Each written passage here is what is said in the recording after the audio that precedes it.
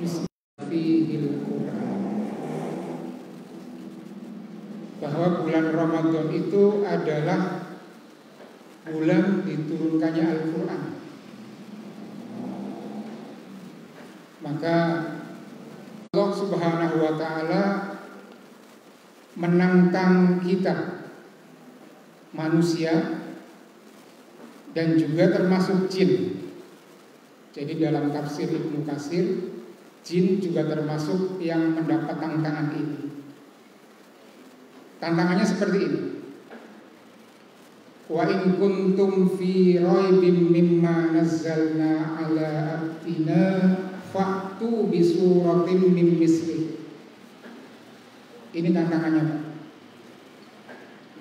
Jika kalian ragu terhadap Al-Quran yang diturunkan kepada hambaku Nabi Muhammad SAW, maka buatlah semisal surat saja. Ini tantangannya. Bahkan Allah menjelaskan begini, Wa'tu suhada'akum min dunillahi in kuntum shodiqin. Dan silakan kalian ajak siapapun selain Allah jika memang kamu benar mampu. Jadi tantangannya bisa berupa tim, tidak hanya pribadi. Kita bisa mengajak siapa saja. Bisa mengajak ahli syair, mengajak ahli sastra, mengajak ahli IT. Siapapun bisa kita ajak min dunillah selain Allah jika kamu memang benar mampu. Nah, kira-kira saat ini sudah ada yang mampu belum, Pak? Belum ya, setuju ya? Nah, andai kata teknologi sudah jauh lebih maju nanti. Jadi saat ini kan barangkali kita belum yakin ada gitu ya. Padahal teknologinya kan sudah canggih. Sudah ada Android. Ini teknologi yang canggih, Pak. Tahun 2000 belum ada. Kita belum pakai ya tahun 2000 ya. Nah, di Android ini banyak aplikasi yang menakjubkan. Nah, coba bayangkan 20 tahun ke depan saat teknologi jauh lebih tinggi daripada Android. Kira-kira ada yang bisa enggak? Tidak ya. Dan ini memang sudah dinas oleh Allah. Fa illam taf'alu wa lan taf'alu. Demikian kata Allah. Maka jika kalian tidak mampu, dan pasti kalian tidak mampu. Jadi Allah sudah mengatakan begitu. Siapapun, kapanpun, dan dimanapun, setinggi apapun teknologi, maka kalian pasti tidak akan mampu. Nah, ini kelihatannya sepintas mungkin sepele ya. Kelihatannya gampang, hanya syair-syair saja.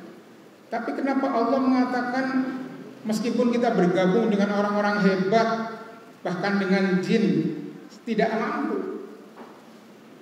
Apa hebatnya Al-Quran? Nah, ini yang akan kita bahas di pertemuan pagi hari ini. Tema yang ingin saya bawakan adalah 5 pesona Al-Quran yang paling menggetarkan. Mudah-mudahan ini menjadi jawaban kenapa manusia dan jin dipastikan tidak akan mampu membuat semisal surat seperti Al-Quran. Ini tujuan pertama untuk menjawab ini. Yang kedua, agar kita semua semakin takdim wal ihtiram kepada Al-Quran. Sebab salah satu adab dalam menuntut ilmu, pada saat mendengar Al-Quran atau hadis, kita harus takdim wal ihtiram, mengagungkan dan memuliakan. Mudah-mudahan setelah kita bahas ini, kita semakin takdim wal ihtiram kepada Al-Quranul Karim. 5 pesona Al-Quran paling menggetarkan. Saya mulai dengan yang pertama. Keistimewaan Al-Quran yang pertama atau pesona Al-Quran yang pertama adalah terletak pada syairnya.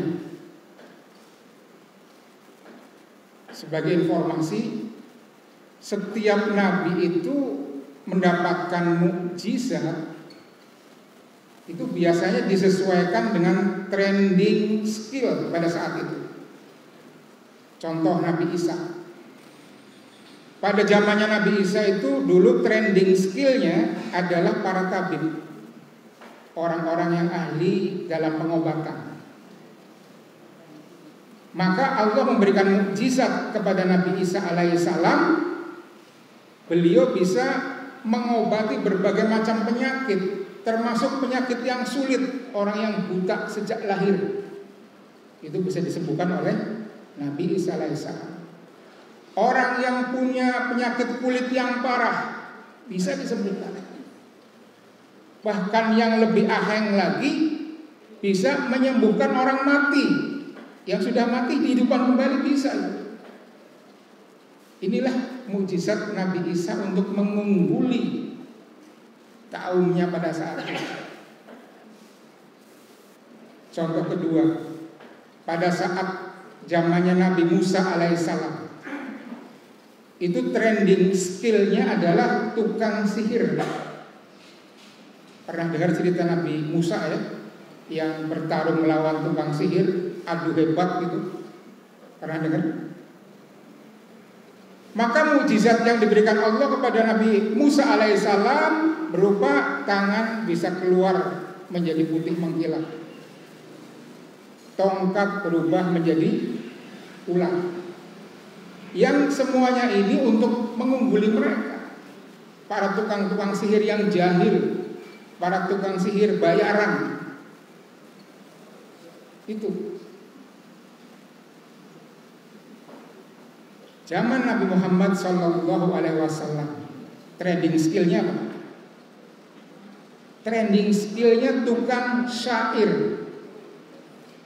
Zaman Nabi Muhammad itu banyak sekali para penyair hebat, orang yang punya skill membuat syair yang luar biasa. Sebagai contoh, Labbaid bin Rabi'ah. Beliau saat itu menjadi raja penyair Mekah. Saking hebatnya syair yang dibuat, itu kalau beliau manggung, itu banyak orang yang histeris, bahkan sampai sujud-sujud. Kalau sekarang kira-kira siapa Pak? Siapa nih artis yang kalau manggung pengunjungnya histeris, itu siapa? Ya kira-kira begitulah Labbaid bin Rabi'ah. Saking hebatnya syair. Dan dulu tukang syair semacam itu banyak sekali. Maka trending skill pada saat Nabi Muhammad SAW adalah tukang syair. Dan Allah memberikan mukjizat kepada Nabi Muhammad SAW berupa Al-Quranul Karim yang syairnya luar biasa. Jadi kalau pada zaman Nabi Musa banyak tukang sihir bertekuk lutut karena mukjizat Nabi Musa, di zaman Nabi Muhammad banyak tukang syair yang bertekuk lutut karena Al-Quranul Karim. Itulah kira-kira penjelasan tentang Al-Quranul Karim yang akan kita bahas. Apa buktinya bahwa Al-Quranul Karim itu syairnya luar biasa? Bukti yang pertama, saya melanjutkan kisah Labbaid bin Rabi'ah, seorang raja penyair Mekah yang syairnya luar biasa, yang kalau dia manggung orang histeris, teriak, bahkan sampai sujud-sujud. Tapi ketika dia mendengarkan Al-Quranul Karim, dia terpesona. Tidak hanya terpesona, tapi dia masuk Islam. Coba bayangkan, hanya dengan melihat syairnya Al-Quran, si raja penyair tersebut mau pindah keyakinan. Ini kan luar biasa. Dan saat Labbaid bin Rabi'ah masuk Islam, penggemarnya datang lagi untuk minta dibacaan syair, ya sudah kangen barangkali. Apa kata Labbaid bin Rabi'ah? Jawabannya begini, Syair mana yang lebih indah daripada Al-Quran? Tidak ada. Akhirnya dia pun pensiun menjadi tukang syair. Subhanallah. Ini bukti yang pertama bahwa Al-Quran itu syairnya luar biasa. Bukti yang kedua, raja penyair dari Madinah, Tufail bin Amr. Saat itu ada berita bahwa Tufail bin Amr itu dari Madinah akan berkunjung ke Mekah. Kemudian oleh para pembesar kafir Quraisy dihadang di jalan. Kemudian disuruh mampir dan dijamu luar biasa. Setelah Tufail bin Amr dijamu oleh pembesar kafir Quraisy, kemudian disuntik, didoktrin maksudnya. Jangan sekali-kali mendengarkan ocehan orang yang bernama Muhammad. Jadi doktrinnya begitu. Karena dia orang gila, ucapannya ngawur, omongannya aneh-aneh. Maka jangan sekali-kali dengar apa yang diocehin sama Nabi Muhammad itu, sama Muhammad itu. Jadi rupanya zaman dulu sudah ada hoax, Pak ya. Bukan sekarang saja, hoax itu sudah ada zaman dulu. Nggak boleh dengerin ocehan Muhammad katanya. Maka karena sudah termakan hoax tersebut, Tufail bin Amr, raja penyair Madinah, pada saat memasuki kota Mekah, telinganya disumbat dua-duanya. Maksudnya biar dia nggak dengar siapapun, karena kan nggak tahu siapa yang namanya Muhammad dan mana orangnya, kan udah sumbat saja. Tapi lama-lama dia mikir, kenapa saya berlaku bodoh begini? Toh kalaupun saya mendengar ocehan Muhammad juga saya bisa memfilter mana yang bagus dan mana yang tidak. Akhirnya dia lepas sumbatannya. Biidnillah akhirnya Tufail bin Amr mendengar apa yang diucapkan Nabi saat itu. Sayup-sayup terdengar, lama-lama makin tertarik. Hingga pada saat Rasulullah Muhammad SAW pulang, dikuntit sama beliau sampai rumahnya. Kemudian sampai di rumah, Nabi Muhammad membaca surat Al-Falaq. Qul a'udzu birabbil falaq. Karena Tufail bin Amr sudah mendengarkan dari Ka'bah tadi ya sampai ke rumahnya, dia sudah banyak mendengar Al-Quran. Maka setelah di rumah Nabi, dia mengatakan begini, demi Tuhan, saya tidak pernah mendengar melihat syair yang sehebat ini. Akhirnya dia pun masuk Islam. Ini dua contoh bahwa syair Al-Quran itu memang luar biasa. Dan itu memang sengaja untuk mengungguli tukang-tukang syair pada saat itu. Seperti Nabi Musa mengungguli tukang-tukang sihir pada saat itu. Masih kurang contohnya, saya tambah satu lagi. Dulu ada orang yang sangat bengis, orang yang sangat jahat, menjadi musuh Islam nomor wahid, benci banget sama Islam, benci banget sama Muhammad. Tapi tatkala dia mengamati surat Toha, dia pun masuk Islam. Siapakah beliau? Ya, Umar bin Khattab. Ini yang sering kita dengar. Tidaklah mungkin Al-Quran itu syairnya biasa-biasa saja. Orang sekelas Umar bin Khattab yang tadinya sangat benci, tiba-tiba luluh, terpesona, dia pun masuk Islam. Ini tiga contoh yang luar biasa ini. Contoh terakhir, kalau contoh terakhir ini contohnya bukan manusia, karena kan tadi tantangannya sebenarnya bukan untuk manusia ya, termasuk untuk jin. Nah, contoh yang keempat ini adalah jin. Dalam surat Al-Jin jelas-jelas dinyatakan, inna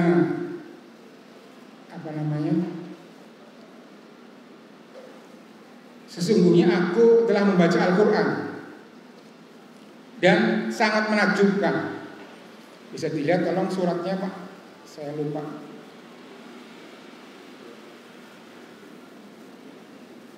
Surat Al-Jin ayat 1. Pasti perkataan jinnya, tapi intinya beginilah. Sungguh aku telah membaca Al-Quran yang sangat mempesona. Pokoknya ada ayat Qur'anan ajaba, itu maksudnya Quran yang ajaib, Qur'anan ajaba, Quran yang sangat mempesona. Itu perkataan jin. Jadi sudah 4 contohnya nyata bahwa semua itu takjub sama pesona Al-Quran hanya dengan melihat syairnya saja. Silakan kalau sudah ketemu dibaca ayat 1.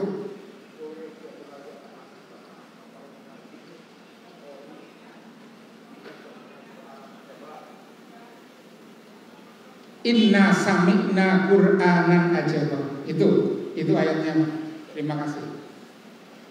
Jadi kami telah mendengar. Inna sami'na Qur'anan, sungguh kami telah mendengar Qur'anan ajaba, Al-Quran yang ajaib, Al-Quran yang menakjubkan. Ya, jadi jin pun takjub kepada syairnya Al-Quran. Ini bukti yang pertama. Bukti yang kedua, pesona yang kedua, tadi kan ada 5 pesona Al-Quran paling menggetarkan. Pesona yang kedua, pesona Al-Quran yang kedua terletak pada enkripsinya. Enkripsi itu adalah semacam kode-kode ya, bisa menggunakan bilangan, angka, atau huruf atau kombinasinya. Tujuannya untuk proteksi lah, semacam proteksi. Jadi kalau ada enkripsi suatu website misalkan, itu websitenya nggak bisa dihack.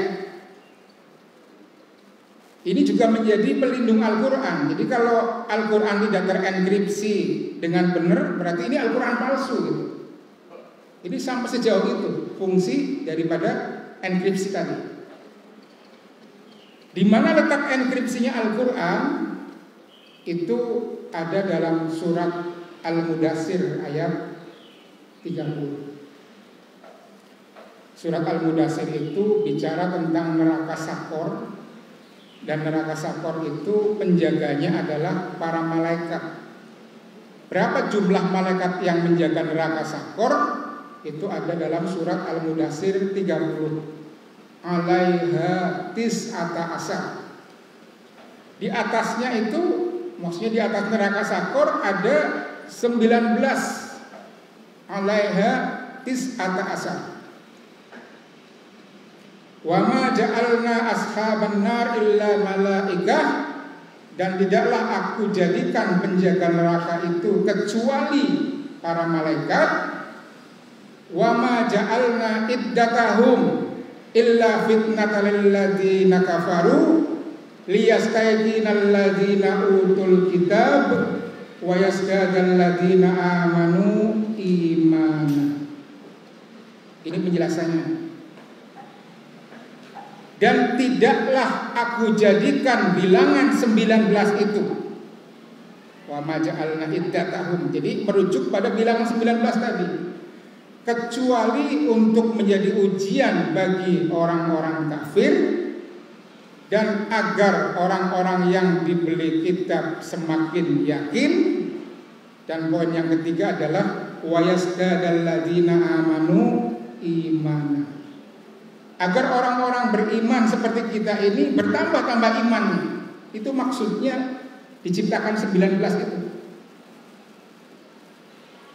Jadi kalau kita bertafakur tentang 19, kemudian kita tidak bertambah iman kepada Allah dan kepada Al-Quran, maka tujuan Allah, kita termasuk orang yang gagal target lah karena tujuannya wa yazdadal ladzina amanu imana, untuk menambah keimanan bagi orang-orang yang beriman. Nah, terhadap enkripsi 19 tahun 1969 sampai 74. Jadi 5 tahun ini, Pak. Selama 5 tahun ada seorang sarjana dari Mesir yang bernama Dr. Rosad Khalifah.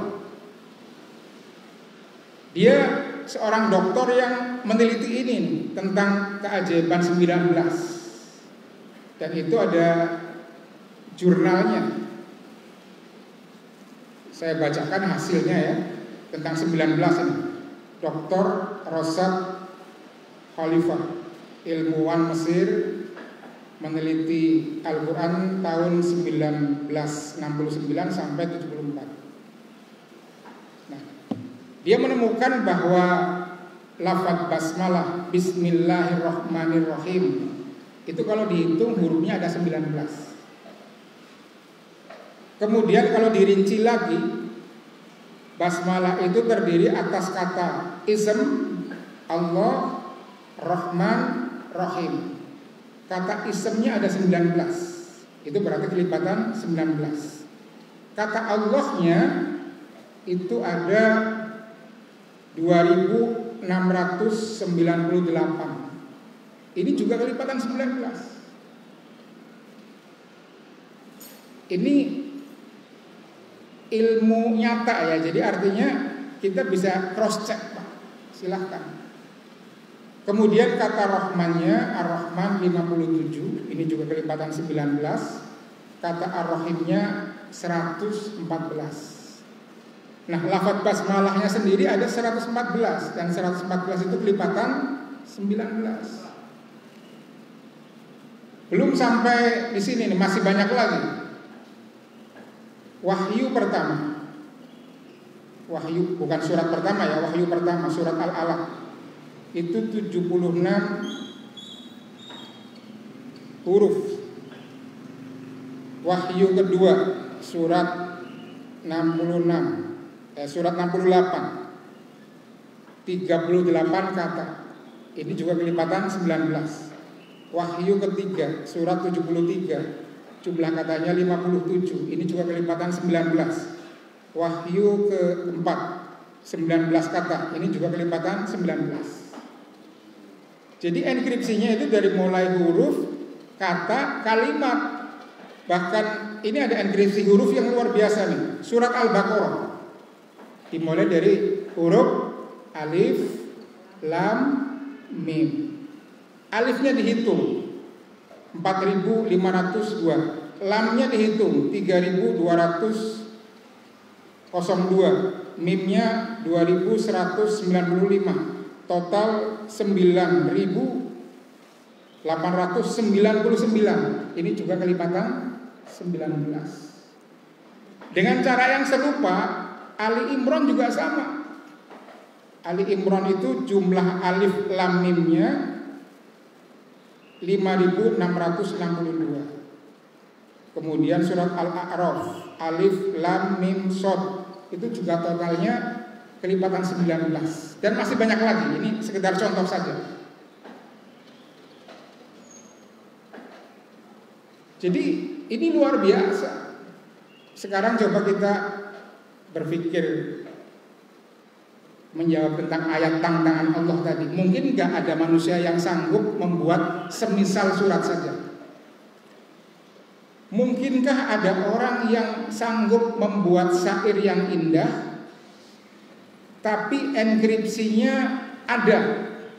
Jadi misalkan huruf A-nya ada 19 atau kelipatannya, huruf B-nya ada 19 atau kelipatannya, kata akunya ada 19 atau kelipatannya, kata kamunya 19 atau kelipatannya.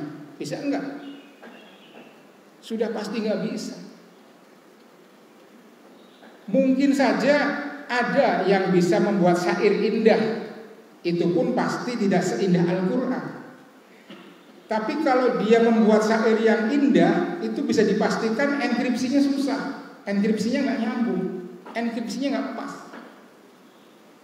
Atau sebaliknya, mungkin ada orang yang bisa membuat syair yang terenkripsi dengan baik, bilangan-bilangannya cocok. Tapi sudah dapat dipastikan syair yang enkripsinya cocok dipaksakan itu dibacanya nggak enak. Apalagi indah, apalagi memukau, asli nggak bisa. Nah, Al-Quran itu dua-duanya, sudah syairnya sangat indah, enkripsinya luar biasa. Maka Allah dengan jelas mengatakan fa'il lam taf'alu wa lam taf'alu. Jika kalian tidak mampu, dan pasti kalian tidak mampu, ini. Yang ketiga, pesona yang ketiga adalah isinya. Pesona yang pertama kan syairnya. Pesona yang kedua tadi enkripsinya. Pesona yang ketiga itu isinya.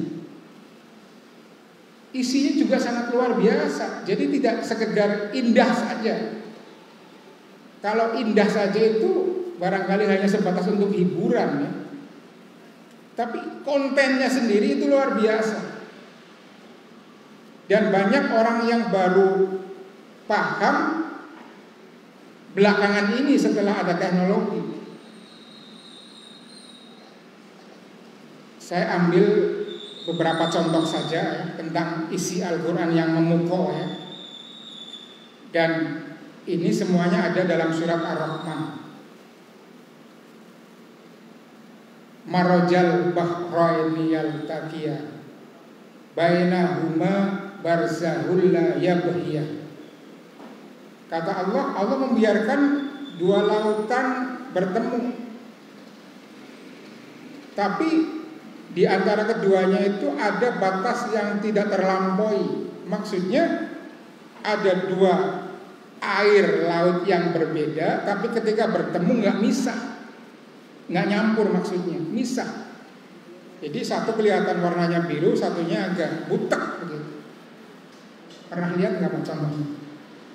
Kalau belum pernah silakan bisa di search di YouTube gitu. Dua lautan yang bertemu dan terpisah. Ini luar biasa. Bahkan ada penyelam yang menyelam ke dasar laut, dia menemukan sungai di dasar laut, Pak. Kalau sungai kan umumnya di daratan ya. Nah, sungai ada di dasar laut, artinya apa? Berarti ada air di dalam air. Air di dalam air karena nggak nyampur. Silakan bisa dilihat di search, itu luar biasa. Dan banyak orang yang masuk Islam gara-gara ayat ini. Isinya menakjubkan. Fabi ayyi ala rabbikuma tukadziban. Maka nikmat Tuhan yang manakah yang kamu dustakan? Tapi sebenarnya inti pesona ayat tadi itu letaknya adalah ayat selanjutnya.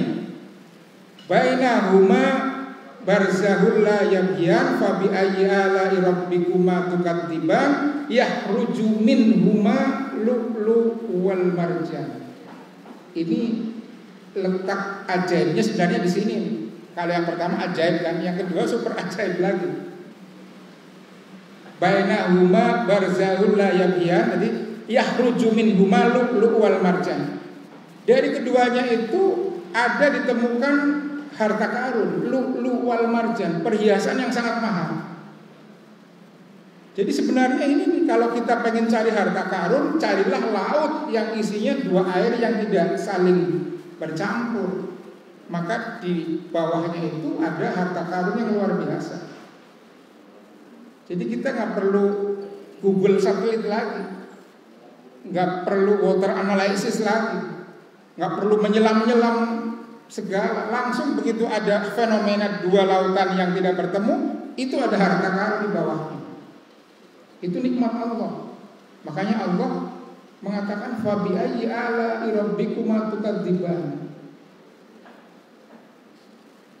Dan berita semacam ini mungkinkah dikatakan oleh seorang nabi yang hidup di padang pasir? Ini menegaskan bahwa Al-Quran itu bukan perkataan nabi. Sebab nabi itu bukan ahli kelautan, hidupnya di padang pasir. Ini membuktikan bahwa Al-Quran itu adalah firman Allah, bukan perkataan nabi. Kemudian setelah Allah bicara tentang keajaiban dua laut, dilanjutkan ini langsung nyambung nih. Walahul jawaril munsa'atu fil bahri kal a'lam. Ini juga fenomena yang luar biasa. Dan miliknya lah kapal-kapal di laut yang berlayar bagaikan gunung-gunung. Walahul jawaril munsa'atu fil bahri kal a'lam. Kata Allah, kapalnya itu seperti gunung katanya. Waktu saya kecil heran, kalau dulu waktu kecil barangkali kita hanya melihat kapal segede rumah, betul nggak? Tapi saat ini, pada saat ditemukan teknologi, itu banyak kapal yang segede-gede gunung. Ambil contoh kapal yang bernama Prelude FLNG. Mau tahu gedenya seberapa? Prelude itu bobotnya 600.000 ton. Coba bayangin nih Pak. Ini untuk menjelaskan kapal segede gunung ya. Prelude berapa bobotnya? 600.000 ton. Dulu kapalnya pernah saya presentasikan di sini. Waktu bicara tentang tadabur air, saya pakai slide dan kapalnya saya perlihatkan. Kemudian lebarnya kurang lebih 4 kali lebar masjid ini Pak. Kalau ini sekitar 20 meter kan ya, dari ujung. Itu yang baru nggak termasuk nih, dari ujung sini ke ujung sini. Jadi lebarnya 4 kali lebar masjid ini, panjangnya setengah kilometer kurang lebih, 488 atau 484. Coba bayangkan ada kapal segede gitu, bobotnya luar biasa besar, panjang, lebar. Itu yang dimaksud dengan kapal segede gunung. Dan ini manfaatnya luar biasa. Fabi ayyi ala'i rabbikuma tukadziban. Maka nikmat Tuhan manakah yang kamu dustakan? Ini masih belum selesai.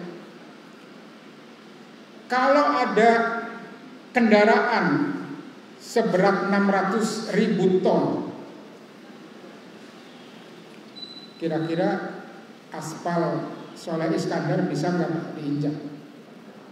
Ambles ya. 3 roda nggak mampu Pak. Sebab di jalan raya itu ya muatannya yang paling berat ya kendaraannya Pertamina kan. Itu yang Pertamina, tangki Pertamina isi 50.000 liter ya kan. 50.000 liter itu 50 ton Pak, baru 50 ton. 50 ton itu yang rata-rata berat di Indonesia di sini. 50 ton itu 600.000 ton. Kira-kira kalau kita harus bikin aspal atau beton, itu untuk membuat teknologi semennya semahal apa? Itu baru semennya Pak, belum pembebasan lahannya. Misalkan kapal segede itu, kendaraan segede itu jalan di darat ini Pak, lebarnya berapa tadi? 80 meter. Jadi perlu jalan berapa meter? Kemudian panjangnya setengah kilo. Jadi perlu jalan lurus Pak, nggak boleh belok-belok. Kalau jalannya belok-belok susah jalannya. Berapa mahal kira-kira biaya infrastrukturnya jika kendaraan segede itu, seberat itu harus berjalan di daratan? Nah, Allah memberikan nikmat laut Pak. Dengan adanya nikmat laut, maka biaya infrastruktur untuk menjalankan kapal segede gunung biayanya 0 rupiah. Perlu semen? Enggak perlu semen. Perlu pembebasan lahan? Perlu gusur-gusur bangunan? Enggak langsung laut sana. Jadi dengan adanya kapal yang segede gunung, Allah ciptakan laut itu biaya infrastrukturnya 0 rupiah. Bisa dibilang 0 rupiah karena tidak perlu pembebasan lahan, tidak perlu semen yang teknologi canggih, langsung bisa berlayar. Itulah walahul jawaril munsa'atu fil bahri kal a'lam. Fa bi ayyi ala'i rabbikuma tukadziban. Maka nikmat Tuhan mana lagi yang kamu dustakan?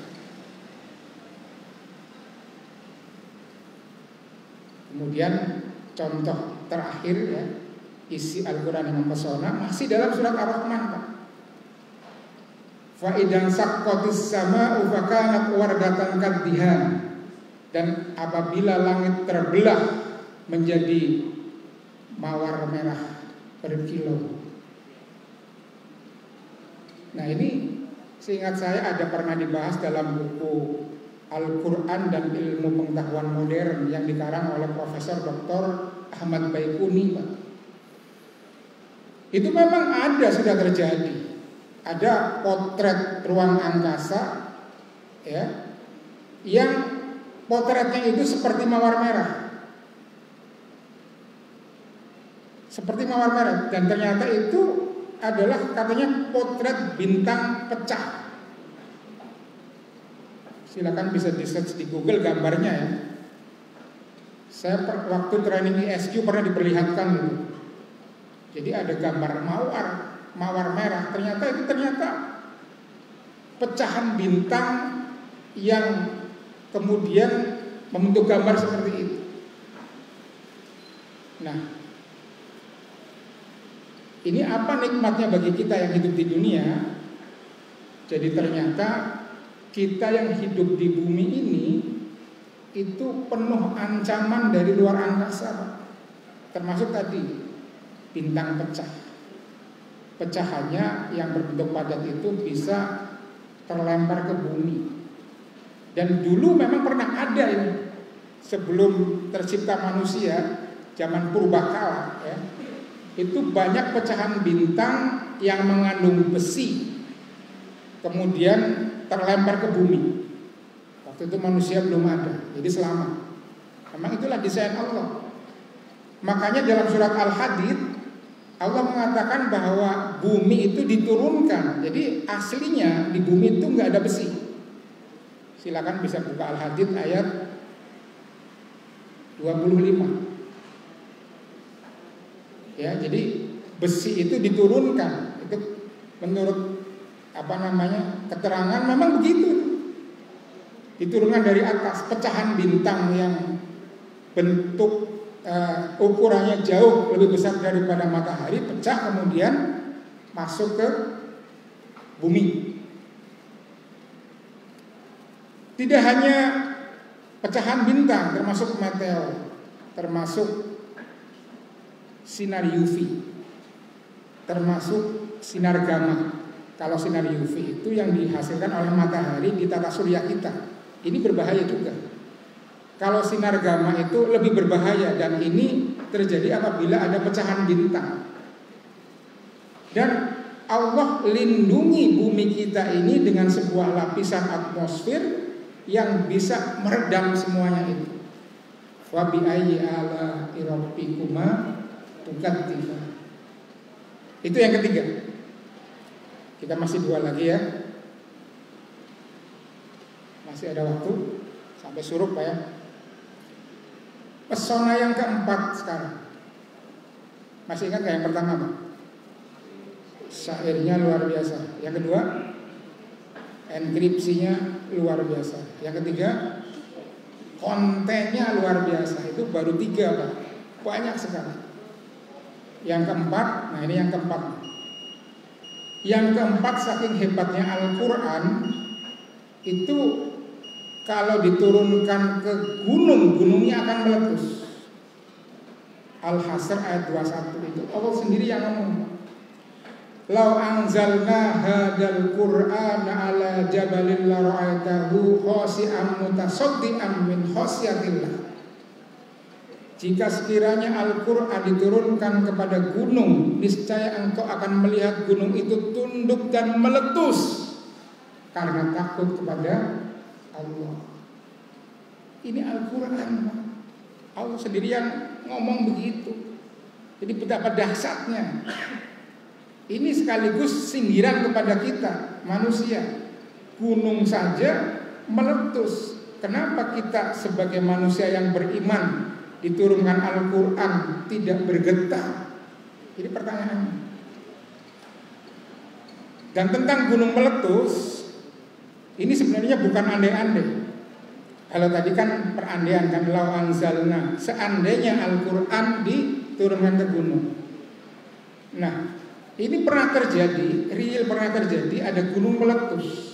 Kapan? Pada saat Nabi Musa menerima wahyu. Waktu itu ada dialog antara Allah dengan Nabi Musa, Al-A'raf 143. Saat dialog antara Nabi Musa alaihissalam dengan Allah, Nabi Musa minta, ya Allah tampakkanlah wujudmu, aku ingin lihat. Kira-kira begitulah permintaan Nabi Musa. Kemudian Allah jawab, wahai Musa, engkau sekali-kali tidak mampu melihatku, maka lihatlah gunung itu. Itu yang dimaksud adalah menurut tafsir gunung Tursina. Maka lihatlah gunung itu, jika dia masih berada di tempatnya, maka engkau bisa melihatku. Nah, begitu Allah turun, dalam sebuah tafsir itu nurnya yang turun, maka gunung tersebut meletus. Kemudian Nabi Musa jatuh pingsan, tidak sadarkan diri. Setelah siuman, Nabi Musa bertobat kepada Allah. Jadi tentang gunung meletus karena nur Allah, Al-Quran kan firman Allah, itu pernah terjadi itu. Jadi lau anzalna hadzal Qur'ana ala jabalin la ra'aitahu khashi'an mutasaddian min khasyatillah, itu kira-kira begitulah. Seperti Tursina itu. Itu luar biasanya Al-Quran. Pesona yang keempat. Kemudian pesona yang terakhir, yang kelima, bahwa Al-Quran itu adalah senjata untuk mengusir setan. Dalam hadis Muslim disebutkan, janganlah engkau jadikan rumahmu seperti kuburan.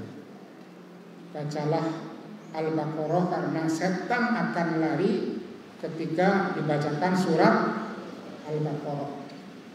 Ini hadis Muslim, Pak. Jadi setan itu takut sama Al-Quran. Ini ada cerita sedikit tentang hadis ini. Saya pernah mempraktekkan nih, Pak. Dulu saya pernah nanam jamur tiram di Ciawi, di atas sana kampung sini. Jadi jamur tiram itu tumbuh di kelembaban. Ciawi masuk ke atas.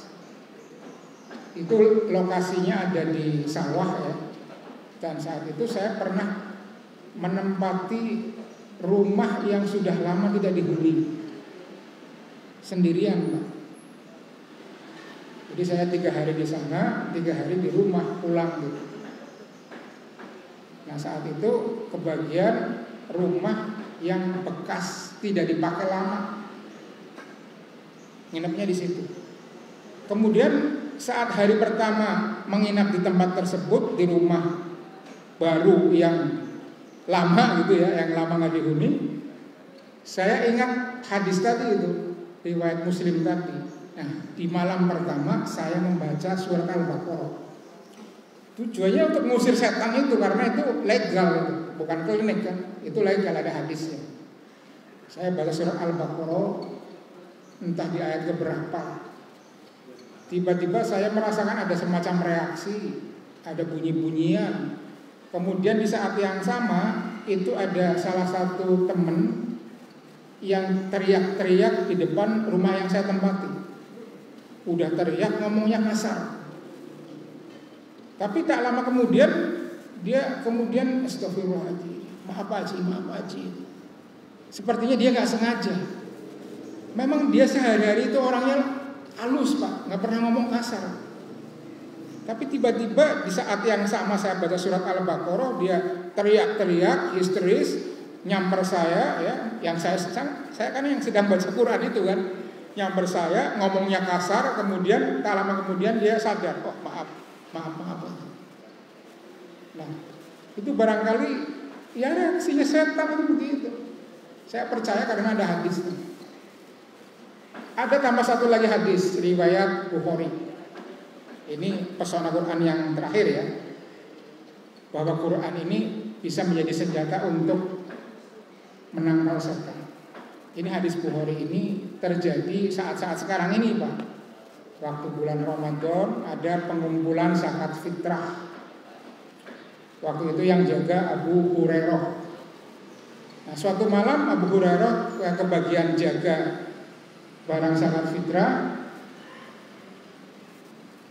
Kemudian tiba-tiba ada orang yang nyolong, ngambil, kemudian ditangkap. Kemudian maling itu bilang, "Pak, saya ini orang miskin, saya butuh banget ini. Tolonglah lepaskan saya." Dilepas. Kemudian paginya Abu Hurairah lapor ke Rasulullah. Rasulullah ngomong begini, "Dia itu bohong. Nanti malam dia datang lagi." Nah, malam kedua masih jaga itu Abu Hurairah. Ada lagi orang itu nyolong lagi, ketangkep lagi. Pada saat kedua kalinya ditangkap, si maling bilang, "Pak, ini saya janji untuk terakhir kalinya. Kalau Bapak lepas, saya janji nggak akan nyolong lagi deh." Kapok. Karena dia bilang begitu, dilepas. Paginya lapor Rasulullah. Rasulullah bilang, "Dia bohong.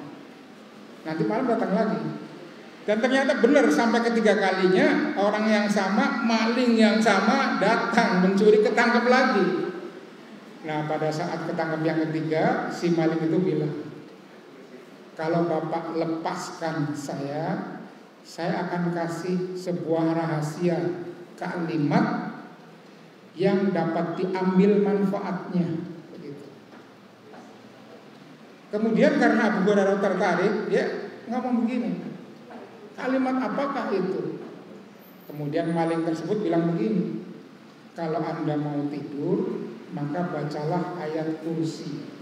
Niscaya Allah akan menjagamu dan setan tidak akan mengganggumu sampai pagi." Nah, karena mendengar hikmah ini, akhirnya dilepas sama Abu Hurairah. Paginya lapor ke Rasulullah. Apa komentar Rasulullah? "Dia berkata benar, padahal dia biasanya bohong." Jadi kalau itu dia berkata benar, yang dikatakan terakhir itu benar. "Tahukah Anda siapa dia?" "Saya nggak tahu ya Rasul." Kata Rasulullah, "Dia adalah setan." Ini hadisnya Bukhari. Jadi rupanya setan membocorkan diri rahasianya bahwa dia takut dengan Al-Qur'anul Karim, ayat kursi tadi. Dan pernyataan setan ini dilegalisir oleh Rasulullah, yang artinya meskipun perkataan setan itu benar. Kata Rasulullah, dia berkata benar, padahal biasanya dia bohong. Ini Pak, salah satu pesona Al-Quran. Maka kalau Bapak pindah rumah, bacalah surat Al-Baqarah itu.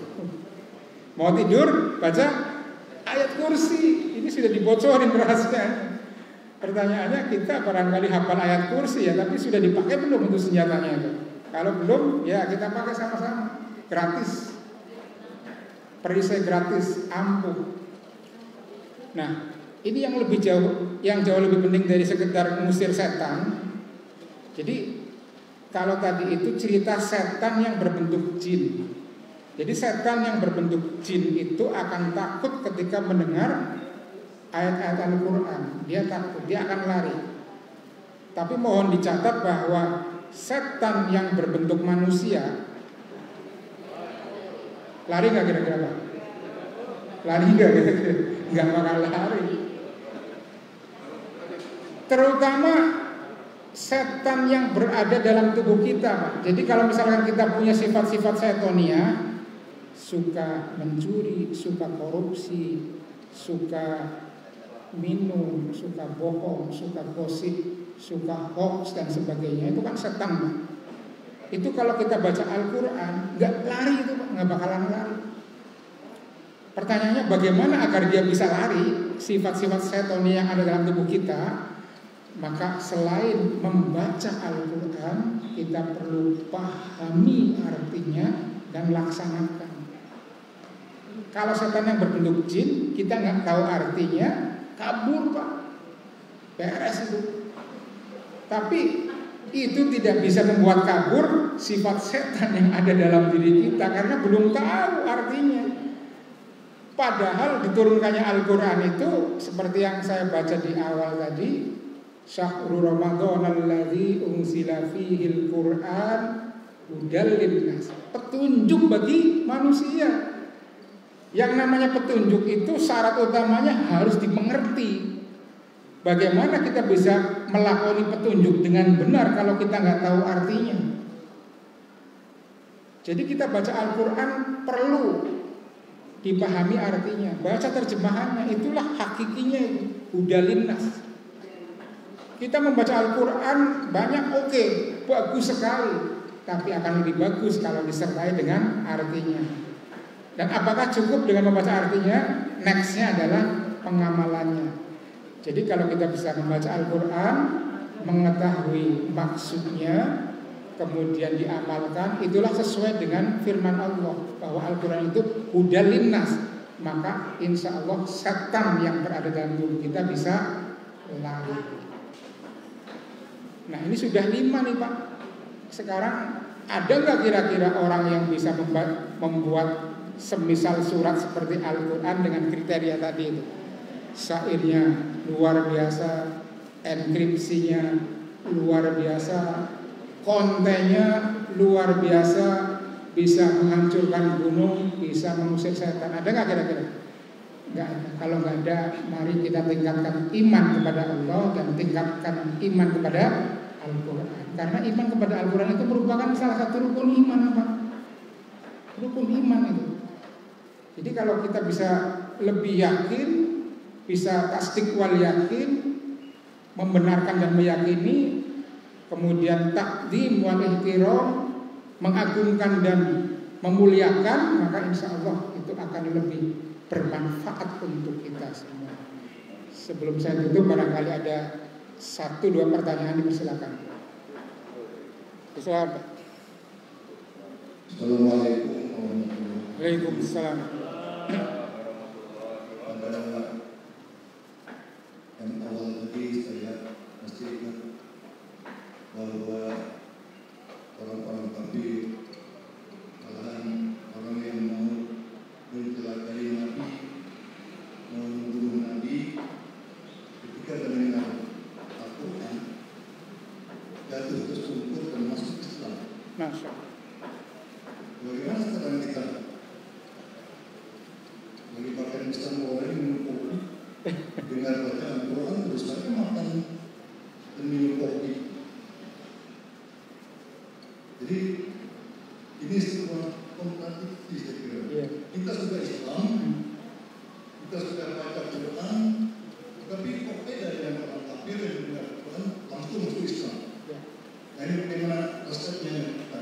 Kenapa begitu ya? Kita seperti orang kafir tadi, tapi bukan menjadi kafir malah. Oke. Amal yakin dan pernah kita mencintai Al-Quran. Iya. Iya.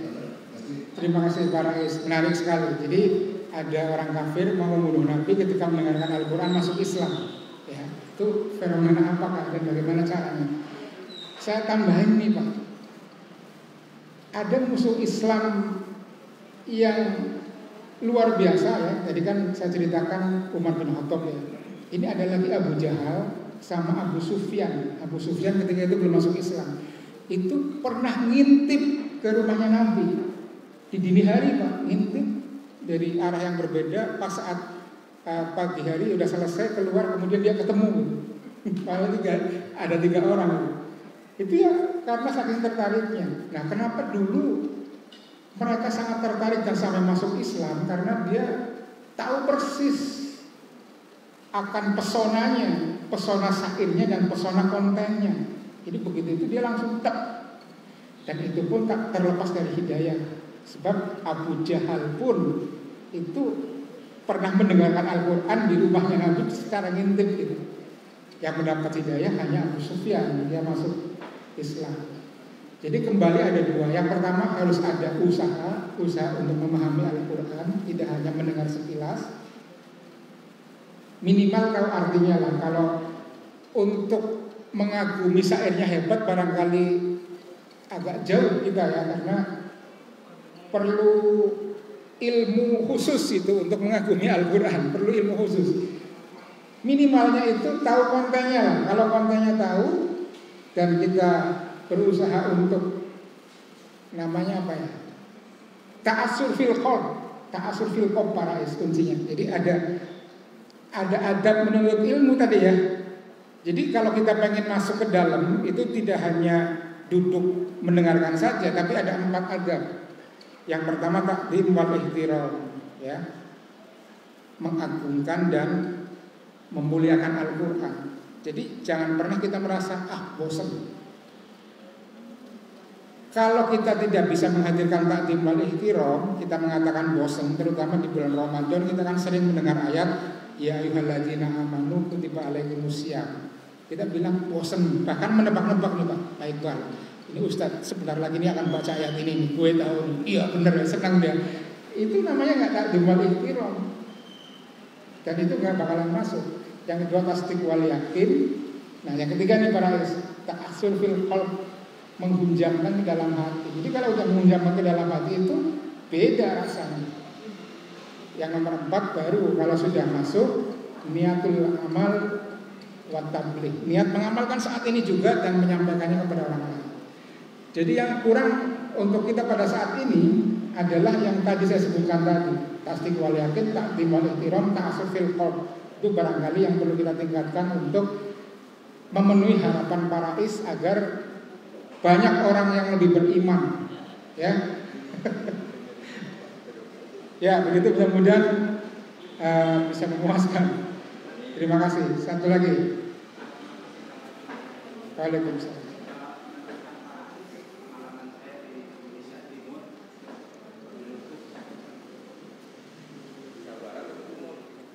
Indonesia Timur, wabil khusus di wilayah Sulawesi juga Maluku. Ya. Itu kalau hari sholat subuh atau menjelang maghrib itu diperdengarkan ayat-ayat Quran. Ya. Itu rasanya juga seperti di rumah atau di sebuah pedesaan atau sebuah kota yang sangat sangat. Terus tidak jauh dari rumah saya sejak kurang lebih 4 bulan yang lalu di Nurul Ikhlas juga dibacakan ayat-ayat rasanya tuh ada. Di Islam belum pernah dibacain Al-Quran dengan speaker ya. Artinya kalau dicoba dengan Nurul Ikhlas itu ada banget. Ya, barangkali itu contoh yang bagus. Cuman kan sekarang ada gerakan untuk melarang lewat sekolah, lewat speaker. Terima kasih Tuhan anak Ustaz. Iya, terima kasih.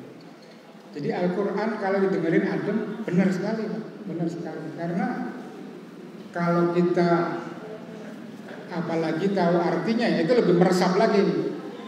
Jadi nyamannya itu kalau lagunya merdu, kemudian tahu artinya itu lebih sempurna lagi Pak. Tapi kalau lagunya nggak merdu juga nggak enak juga dibacakan, didengerin. Nah pertanyaannya bagaimana dengan fenomena sekarang yang melarang itu? Nah itu tantangan kita, tantangan kita semua ke depannya untuk memilih pemimpin yang lebih baik. Ya Pak, kira-kira begitu Pak ya. Mudah-mudahan nanti bisa dibicarakan sama DKM lah bagaimana baiknya. Itu perlu dibicarakan sama manajemen lah terutama itu. Oke, saya rasa cukup ya, cukup Pak. Ibu-ibu barangkali ini cukup, saya sudah waktunya nih. Alhamdulillahirrahmanirrahim. Jadi sebelum saya tutup, ini untuk oleh-oleh ringkasannya ya, ringkasannya. Al-Quran begitu sangat luar biasa sehingga Allah sudah menas kita nggak mampu, siapapun nggak mampu akan menirunya sampai akhir zaman. Minimalnya ada 5 pesona Al-Quran yang sangat menggetarkan. Yang pertama syairnya luar biasa. Ada banyak bukti orang yang tersungkur karena syair Al-Quran. Yang kedua enkripsinya, Al-Mudassir 30-31.